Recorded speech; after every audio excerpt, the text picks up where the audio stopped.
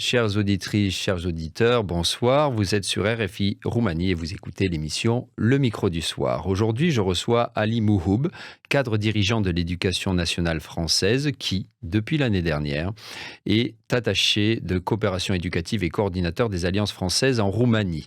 Nous sommes le vendredi 20 mars, journée internationale de la francophonie. Sa présence au Micro du Soir tombe donc parfaitement. Avec lui, nous allons bien sûr parler de francophonie, en Roumanie notamment, mais aussi d'enseignement et de son quotidien en tant que cadre dirigeant dans le domaine de l'éducation. Ali Mouhoub, bonsoir. Bonsoir, Merci pour cette première fois au Micro du Soir. Nous sommes ravis de vous accueillir. merci à vous. Alors, en lien avec votre mission, ou plutôt l'émission que vous menez en Roumanie, depuis que vous êtes arrivé, qu'est-ce qui vous a le plus marqué, qu'il s'agisse de vos relations avec d'autres professionnels, les structures d'accueil, les élèves, ce qui vous a le plus marqué?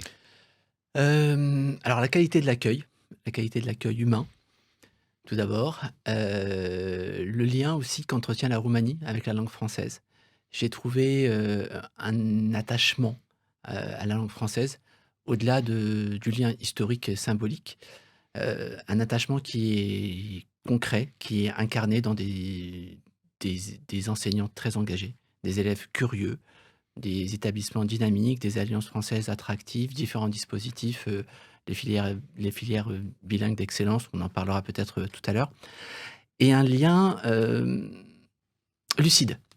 Un lien lucide dans le sens où on aime le français. En Roumanie, on aime le français pour tout ce que cette langue charrie de positif culturellement, langue de savoir, etc., etc. Mais aussi, on l'aime parce que c'est une langue qui permet de la mobilité, qui permet de se former et une langue qui permet d'avoir des trajectoires professionnelles, intéressantes en Roumanie. Mmh. Hem, Ceci étant, quand vous entendez, que la francophonie perd du terrain en Roumanie et dans la région sud-est européenne de façon générale, qu'est-ce que vous aimez répondre? Alors, moi, je vais répondre pour la Roumanie. Mmh. Pour la Roumanie, je crois qu'il faut se méfier des diagnostics, trop rapides. En fait, l'équilibre linguistique en Roumanie évolue et c'est tant mieux en vérité puisque ça prouve que les langues qui sont impliquées dans cet équilibre linguistique sont des langues vivantes. Deuxième fait, c'est effectivement l'anglais s'est imposé partout en Europe, donc en Roumanie comme ailleurs, l'anglais est obligatoire. Et c'est pas pour autant que la francophonie est en recul. En fait, je pense plutôt que la francophonie est en recomposition. Elle change de forme et aujourd'hui, enfin, peut-être qu'il y a 50 ans, un élève choisissait, automatiquement le français. Aujourd'hui, un élève qui choisit le français, c'est un choix éclairé, c'est parce qu'il y a un projet derrière et le français dans l'enseignement se porte très bien. Les élèves en Roumanie, choisissent une LV1, une langue vivante première, dès l'entrée en CP. Dans 90 des cas, c'est l'anglais. Mais dans un peu plus de 8 des cas, c'est le français. Pour la LV2, donc la langue vivante 2, qui est choisie à l'entrée, au collège, donc l'équivalent de la 6e, on est à 75 d'élèves qui choisissent le français. Donc ça veut dire que 3 élèves sur Ah 4. ah oui, en Roumanie, En 3 en élèves Roumanie. sur ah oui, ça c'est Donc une donnée, à mettre en avant. Enfin, je ne pensais pas que le pourcentage était aussi si, si, élevé. c'est important. Et Oui. donc 75 mais le reste, c'est pour les autres langues. Donc le français se porte plutôt bien. On a des alliances des alliances françaises, pardon, à travers tout le territoire. Le 26 mars, Brasov, l'alliance de Brasov fêtera ses 35 ans. À côté de ça, Craiova, une création d'alliance française en juillet dernier. On a des partenariats universitaires. Non, je pense que vraiment le français se porte bien. La francophonie a changé, les contextes ont changé, mais je suis plutôt optimiste. Et d'ailleurs, lorsque je croise des élèves ou des étudiants, les représentations qui sont autour du français sont plutôt positives. C'est une langue de mobilité, une langue de culture. Donc, oui, non, je suis plutôt positif. Et puis en plus, dans l'écosystème, enfin, oui, dans le monde qui est le nôtre, qui est celui de l'Europe, le plurilinguisme, c'est juste une évidence, c'est impossible. Donc on ne peut pas faire qu'avec l'anglais et une langue en plus, c'est une chanson en plus, donc me fais pas de soucis pour le français. Mhm. Allons un peu plus en profondeur, justement, par rapport à ce que vous dites.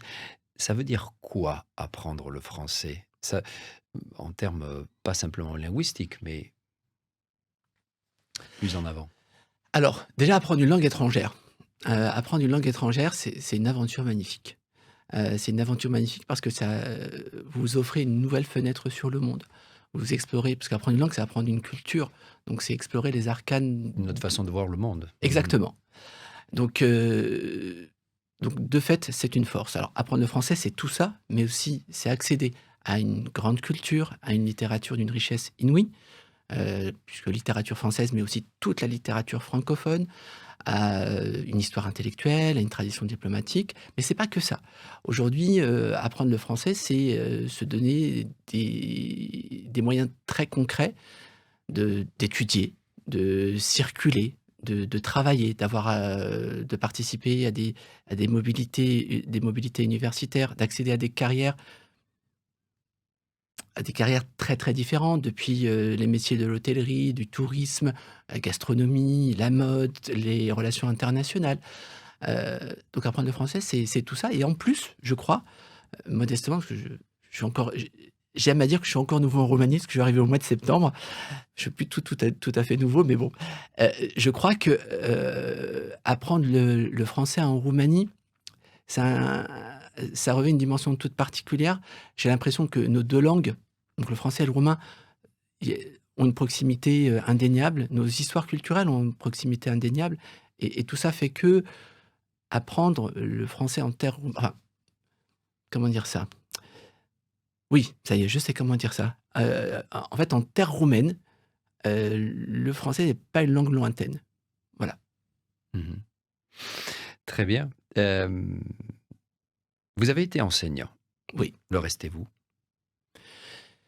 Oui, je crois qu'on le reste toujours un petit peu. C'était une fabuleuse aventure et je crois que, qu'on en garde les les stigmates, les stigmates plutôt agréables. Je crois qu'on en garde, le goût de la transmission, l'attention aux élèves, un respect profond pour le travail des Puis ça vous enseignants. aide toujours dans votre fonction aujourd'hui C'est pour fondamental. précisément comprendre les problématiques éventuelles. C'est fondamental parce qu'effectivement aujourd'hui je suis pas face à des classes, mais je continue à accompagner des établissements, accompagner des équipes, des projets, de la coopération, des formations et cetera. Donc je reste au service de l'éducation et j'ai l'impression q j'espère en tout cas bien travailler et ce qui m'aide à bien travailler, c'est le lien que je garde avec le terrain pédagogique, c'est fondamental. Vous pensez que vous y retournerez à un moment donné ou à un autre à l'enseignement? Écoutez, je sais pas, c'est pas exclu, une carrière ça évolue, c'est des rencontres, là je suis très heureux dans mes fonctions de cadre. Le contact avec les élèves, les étudiants, parce que j'ai enseigné, au premier degré, second degré et dans le supérieur, me manque, c'est sûr, mais oui, non, je me l'interdis pas. Mmh. Mmh. Et qu'est-ce qui vous plaît le plus dans vos activités au quotidien? Au-delà de la relation, comme vous l'avez dit, avec vos élèves, avec les gens, vous avez eu un très bon accueil, mais vous, personnellement, quand est-ce que vous ressentez un vrai plaisir? Alors, pas tous les jours, malheureusement, mais globalement, la plupart du temps.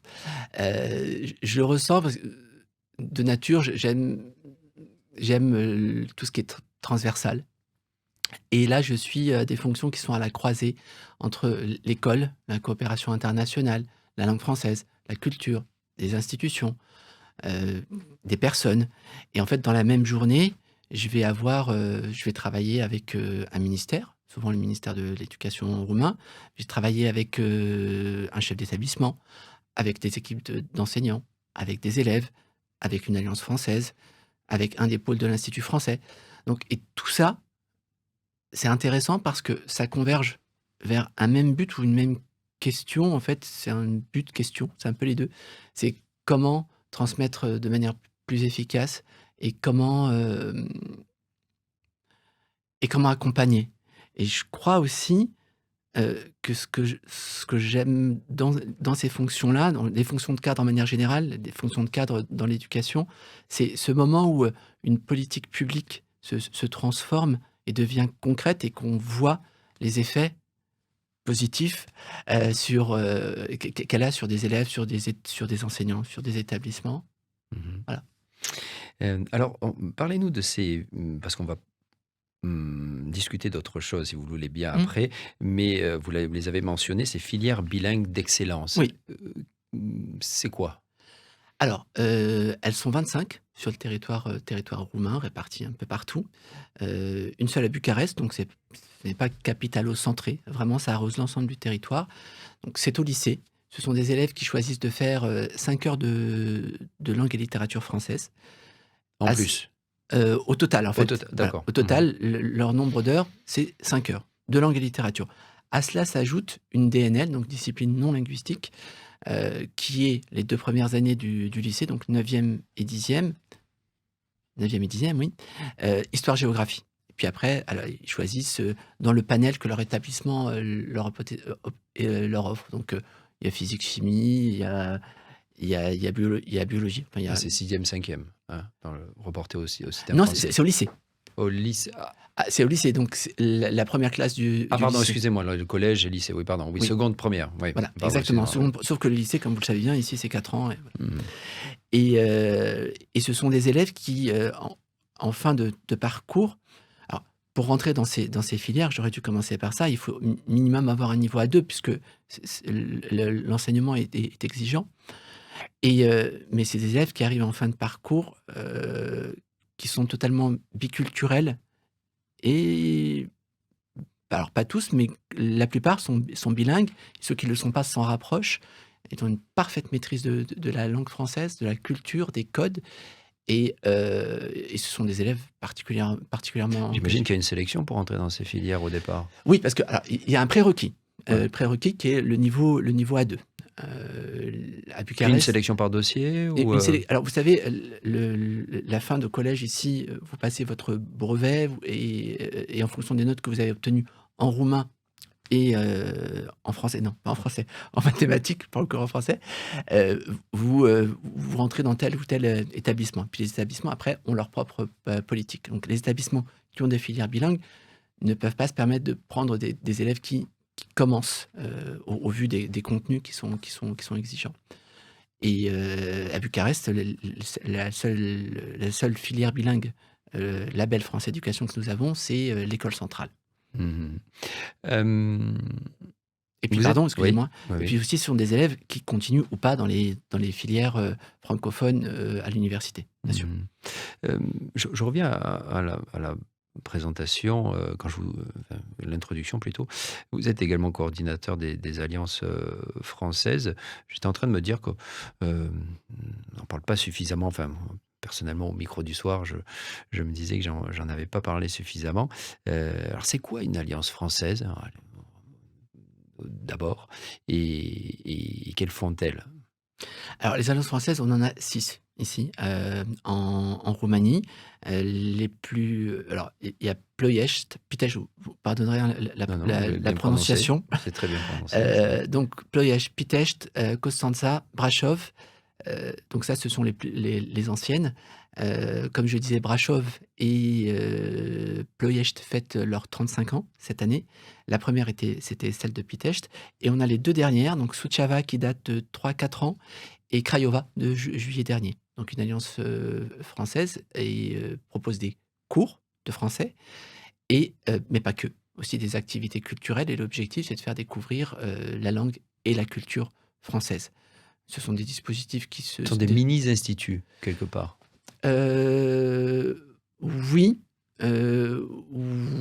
oui, sauf que l'activité est Vous quand même pouvez bien dire non. centrée. Alors, il y a des rencontres, hein, des points de Mm. rencontre, parce que à l'Institut, on a nos cours. Ils ont leurs cours aussi. On a une activité culturelle. Ils ont une activité culturelle, mais c'est à moindre échelle. Il y a peut-être moins de diversité que les antennes de l'Institut français. Et le fait d'avoir ces 6 alliances sur l'ensemble du territoire, puis Oui, c'est souvent aussi des centres de passation d'examen pour les certifications DELTALF aussi. Ça permet d'avoir des relais dans les, Mmh. comment on dit en français? Dans les régions et ça permet d'arroser, l'ensemble du territoire et d'avoir une présence française, francophone sur l'ensemble du territoire. Merci pour ces précisions. Alors, il y a 2 semaines, nous recevions Simon Valette, le proviseur du lycée français Anna de Noailles, de Bucarest. Avec lui, nous avons notamment évoqué la problématique des nouveaux moyens de communication dans l'enseignement, les smartphones, réseaux sociaux, intelligence artificielle, etc. Alors, j'aimerais avoir votre position par rapport à ces nouveaux, entre guillemets, moyens nouveaux outils. Faut-il les intégrer coûte que coûte, les contrôler ou bien les interdire le cas échéant, comme ça a été dernièrement le cas. Je crois que la loi est passée ou elle doit être encore Le décret d'application le décret est en d'application attente. On attend est là. en attente, Ouais, hein, voilà. Pour l'interdiction des réseaux sociaux jusqu'à l'âge de 15 ans, je 15 crois. ans. Enfin, alors qu'en Australie, ça a été le premier pays qui a interdit les réseaux sociaux jusqu'à l'âge de 16 ans, hein, je crois. En Tout à Australie, fait. 16 ans, en France, 15 ans. Bon, ça c'est voilà, ça a été le cas d'une interdiction. Mmh. Vous, quelle est votre, approche par rapport à tout ça? Alors dans votre question, il y a 3 sujets. J'ai écouté parce que j'écoute vos émissions, C'est très heu bien. et donc j'ai écouté, Simon Valette, qui parlait de l'usage du portable et des réseaux sociaux. Je rejoins, tout ce qu'il a dit. C'est très compliqué. En fait, on est, parfois face à des injonctions contradictoires parce que, comme il disait très bien, dans un établissement, on fonctionne par écran. Les informations sont envoyées sur différentes plateformes, donc pour y avoir accès, il faut un téléphone. Mais il y a des établissements en France qui expérimentent et je crois que c'est plutôt sain.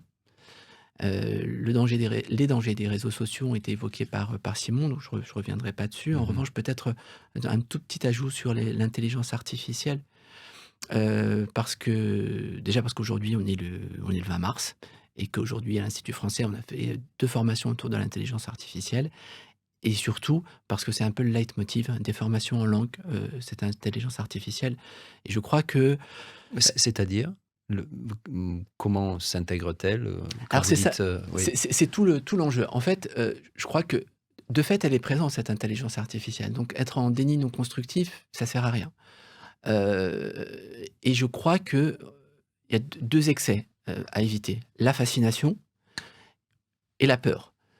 Et le ministère de l'éducation, le ministère français de l'éducation nationale a publié un cadre très clair, heu, qui est juste sur, cette intelligence et sur l'usage de l'intelligence artificielle. En Quand fait, quand il a fait ça? oh j'ai C'est pas la j'ai relativement oui, récent, c'est assez récent. Oui, c'est D'accord. assez récent. Je pourrais vous transmettre Mmh. la charte, c'est vraiment très intéressante et c'est très, très bien fait. Le, le fait enfin, le principe, c'est que l'intelligence artificielle n'a d'utilité dans l'espace, éducatif que si elle est au service des apprentissages ou des pratiques professionnelles. Et un outil, parce que l'intelligence artificielle, c'est un outil d'abord et c'est qu'un outil, parmi d'autres. Donc un outil n'a de comment dire? Ne Un outil, s'il aide à mieux apprendre, s'il aide à mieux comprendre, s'il aide à développer son esprit critique, il a toute sa place. Et là, l'enjeu, c'est de former les enseignants parce que, comme je vous le disais, on ne peut pas être en déni non constructif face à ça. Il faut que les enseignants comprennent bien les points de vigilance, tout ce qui est protection des données, tout ce qui est, la transparence de l'usage, les biais possibles, les erreurs possibles, l'impact environnemental. Et l'idée, c'est que ça fasse partie de la mallette des outils, mais surtout, surtout, surtout que ça ne remplace ni l'apprentissage, ni la pensée humaine, bien sûr. Mmh. Parce que, voilà, il y a eu cette interdiction, précisément parce que des médecins ont ont, hem, ont alerté sur le phénomène ils sont allés jusqu'à parler de déficience cognitive, le manque d'attention et dernièrement, j'ai interviewé une ophtalmologue qui me disait que, vis-à-vis des écrans, il y avait des maladies, notamment la myopie, qui se généraient quand on est adulte. Il y a pas, on ne génère pas de maladie, on fatigue les yeux, les Mmh, yeux se mmh mh. fatiguent, mais c'est à l'enfance, pendant l'enfance et après l'adolescence, que les écrans peuvent générer de la myopie, notamment parce que les enfants ne vous jouent pas suffisamment en plein air et que les rayons ultraviolets du soleil étaient importants pour les yeux. Alors ça, Bien je sûr. ne le savais pas. Mmh. Donc c'était important. Est-ce que vous, c'est aussi, ça fait partie de votre message, non pas comme vous le dites, et très justement, d'être dans un radicalisme technophobe évidemment, mais d'alerter quand même parce que quand on voit ces jeunes, et moi je les côtoie, ils ont 22, 23 ans, on les sent quand même assez apathiques et c'est difficile de leur faire comprendre tout ça, que ce n'est qu'un outil, que voilà, qu'il faut l'utiliser modérément. Oui, c'est fondamental qu'il y ait une prise de conscience, les jeunes, mais d'abord les parents, les Mmh. adultes, parce que c'est très compliqué, je pense, pour des parents, moi je le suis pas, mais d'être en injonction contradictoire, de demander à l'enfant de contrôler et d'être soi-même sur l'écran. C'est une prise de conscience, sociétale, mais je crois que ça passe par de la formation, ça passe par de la pédagogie. Simon parlait de pédagogie, pédagogie, pédagogie, mais c'est ça, ça peut pas être en interdisant, Mmh. parce que déjà on peut pas et puis quand on interdit, les gens n'ont qu'une envie de Oui. c'est que de c'est de se confronter à l'interdit. Donc oui, je crois que c'est former et ça se fera sur du temps long parce qu'aujourd'hui, c'est profondément inscrit dans nos usages tous autant qu'on est, même en étant conscient de ça. Donc Mmh. c'est un patient accompagnement. Très bien. Hem, Parlons de façon plus large d'éducation et Mmh. et de santé, un autre domaine qui vous est cher. Je précise que vous avez également été infirmier dans une autre vie Mmh. pendant 7 ans. Donc ce sont 2 domaines qui sont, cruciaux évidemment, mais qui sont souvent soumis à des coupes budgétaires, ici et ailleurs. Hem, co Comment vous ressentez, ces coupes-là? Elles peuvent être tout à fait, rationnelles et avoir une raison, valable, mais de façon générale, quand vous voyez que, on ne comprend pas que la santé et l'éducation, et je me permets de le dire, je suppose que vous serez d'accord avec moi, sont véritablement peut-être les 2 principaux piliers d'une société, heu, démocratique Mmh. et qui se veut en bonne santé et générer le bien-être pour ses citoyens. Qu'est-ce qu'est-ce que vous avez envie de dire? Alors, bah, plein de choses. D'abord, ce sont, la santé et l'éducation, c'est 2 domaines qui sont très liés. C'est des domaines qui se ressemblent beaucoup, des domaines où vous l'avez dit, l'humain est au centre, heu, l'humain dans sa globalité. Du coup, je vais partager avec vous, j'ai été infirmier, j'ai travaillé dans différents secteurs et notamment, aux urgences. Aux urgences, quand vous avez quelqu'un qui arrive à 3 heures du matin parce qu'il a mal au ventre, ça fait une semaine qu'il a mal au ventre et que c'est ce soir-là qu'il vient à 3 heures du matin, eh ben, faut le prendre dans sa globalité pour essayer de comprendre ce qu'il y a derrière. Parce que sinon vous passez à côté de plein de choses. Si vous vous concentrez juste sur le symptôme, vous avez tout perdu. Et un élève, c'est pareil. Quand vous l'avez dans votre classe, vous êtes censé le récupérer avec tout ce qu'il sait faire, ses acquis, ses lacunes, ses fragilités. Un professeur de langue, par exemple, va faire tout de suite un travail de biographie langagière pour savoir cet élève à quelle langue il a été exposé, son rapport aux langues, et cetera. Tout ça pour dire que, lorsqu'on est dans l'éducation ou dans la santé, on s'occupe pas seulement de structures, de dispositifs, mais on s'occupe surtout de personnes. On accompagne des personnes, on accompagne des parcours, on accompagne des fragilités, des espérances. Et à ça se greffent effectivement des contraintes budgétaires et qui sont aujourd'hui une des réalités de l'action publique. Je crois qu'il y a une chose très simple, c'est que tout arbitrage dans ces 2 domaines-là, certainement dans d'autres, mais en tout cas dans ces deux domaines-là, ont un impact direct sur, la qualité du service rendu, sur la continuité, sur la formation et in fine sur la présence humaine et que alors la question des moyens, elle est importante parce que ça compte, je suis totalement d'accord avec vous, mais au-delà de la question des moyens, je pense qu'il y a la question des priorités. Et je crois que dans l'éducation comme dans la santé, il faut à tout prix conserver, oui, maintenir, et se battre pour maintenir certaines priorités qui sont, la qualité, qui sont, le rapport humain et puis l'attention portée aux plus vulnérables. Mmh.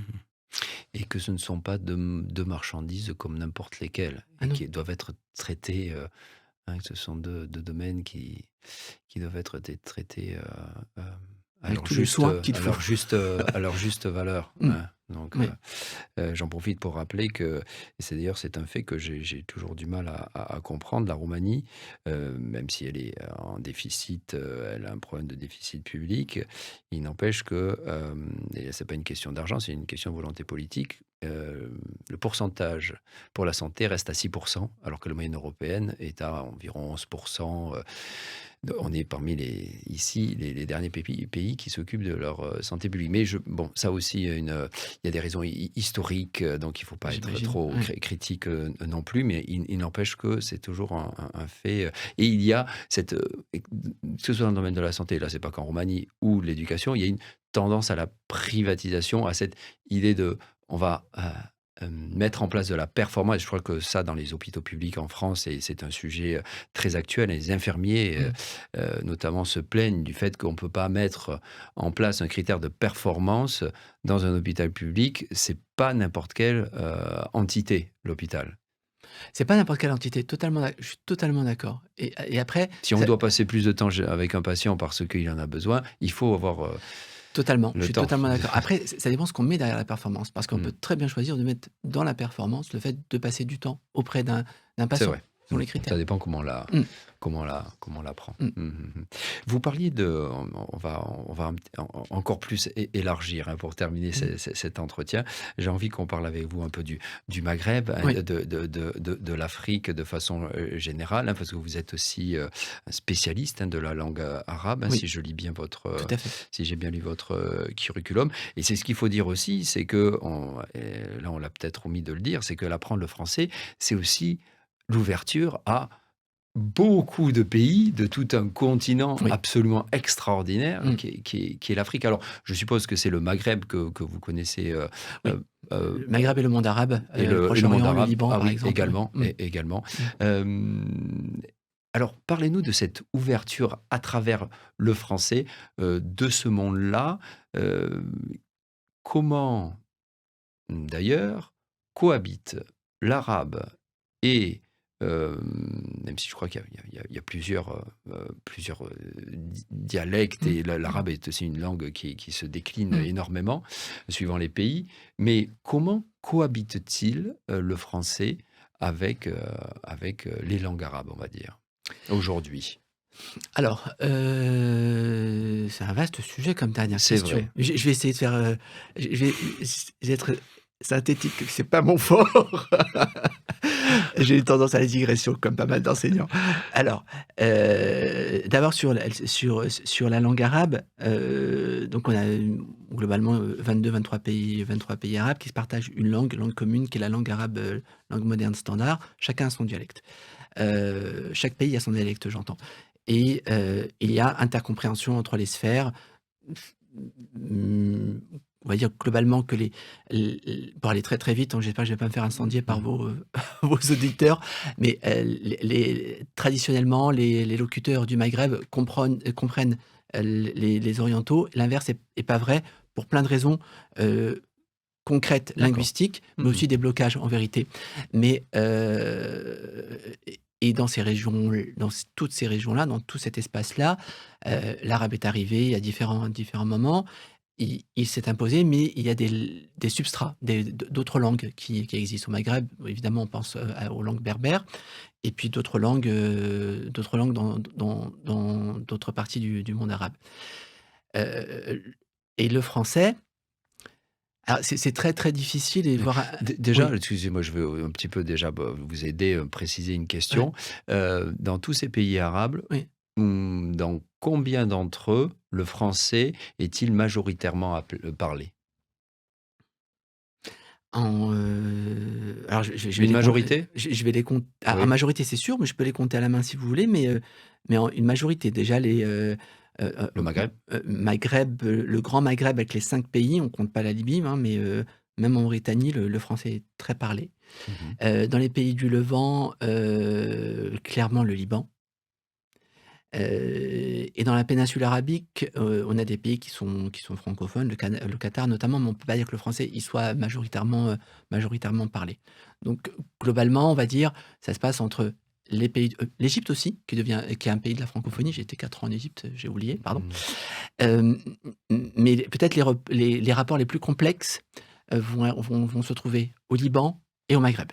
Quand vous dites, rapport complexe, Parce que c'est l'histoire oui, et du les coup. Libanais, la grande majorité des Libanais parlent français, non? Oui, Ou bien oui, sûr, mais pour autant, ça n'empêche pas oui. il y a comment dire?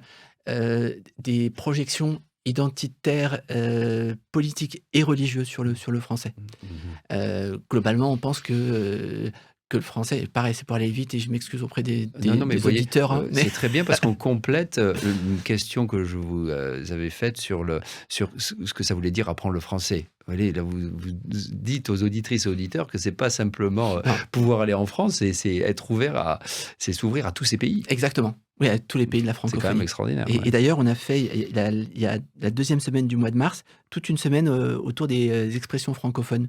C'était très, très, très rigolo. Vous les trouverez normalement sur notre site. Non, sur notre compte LinkedIn, pardon. Je parlais donc, du Liban.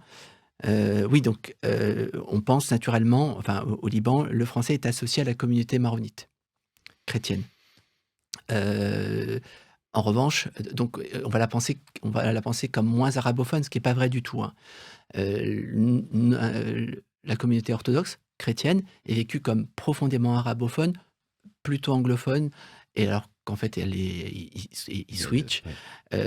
et chez les musulmans, vous avez les sunnites qui sont plutôt, francophones et les chiites plutôt, anglophones. Mais bon, au Liban, tout le monde switch entre Mmh. l'arabe, le dialecte libanais, le français, l'anglais, enfin, c'est une société, Mmh. multiculturelle, voilà. Au Maghreb, c'est différent, c'est une autre histoire et même à l'intérieur du Maghreb, c'est différent. Le rapport au français au Maroc et en Tunisie, c'est Mmh. pas le même qu'en Où le Algérie, français est-il, langue officielle? Bah, dans aucune de ces langues. Non, en non, double avec, la non, langue non, aucun. non, non, D'accord, aucun de ces pays, non, d'accord, dans aucun de ces pays. d'accord. Mais à ma connaissance, heu avec toutes les précautions, hein, mais je suis quasiment sûr qu'à minima, l'administration étant, au Maghreb étant bilingue, en français et D'accord. en arabe. Donc oui, c'est une espèce de rapport de «je t'aime, moi non plus», Mmh. et mais le français est profondément ancré dans les sociétés maghrébines et puis il y a aussi tous les aléas politiques des Oui, relations ouais, ouais. entre les 2 pays, mais au-delà de ces aléas politiques, les vrais gens, sont très attachés au français et Mmh. puis ces dialectes-là, on parlait des dialectes maghrébins. Les orientaux leur reprochent d'être trop, d'avoir trop de mots de berbère, du coup on les comprendrait pas. Il y a du berbère, c'est vrai, parce que c'est un substrat, puis on dit que c'est beaucoup du français et un petit peu d'arabe. C'est vrai, ça l'a été, puis ça change à la faveur de l'arabisation, mais le français est présent dans toutes Et les vous le rues. sentez, présent, Ah pour encore, oui, ah oui, bien sûr. longtemps, Oui, hein? et puis des C'est auteurs maghrébins qui n'écrivent qu'en français, tout à fait. Mmh. donc non, le Mmh. français, c'est une langue vivante dans Mmh. toute cette partie, du monde, donc le monde arabe et l'Afrique, Et bien ouais, Afrique de sûr, l'Ouest bien notamment, sûr. ouais, ouais. Ouais, ouais, d'accord. Oui, je suis content qu'on ait un petit peu élargi Mmh. géographiquement, notre discussion parce que on a complété encore une fois, hein, ce que vous disiez sur pourquoi apprendre le français Mmh. était, essentiel en tant, Mmh. linguistiquement, culturellement et pour pouvoir, aller et pourquoi pas vivre dans tous ces pays. Merci, beaucoup Ali Merci à vous. Mouhoub pour cet entretien. On a été ravis de vous recevoir. Ce ne sera pas, la dernière fois, hein, parce que vous venez d'arriver. Donc Oui, si vous voulez bien, on refera le point sur tout avec ce qu'on grand a dit. Je plaisir. suis curieux de savoir comment votre expérience roumaine, va évoluer. Avec grand plaisir. Merci à vous. Merci à vous, Ali Mouhoub. Chères auditrices, chers auditeurs, belle fête de la francophonie et week-end placoute. Bon week-end. Au revoir.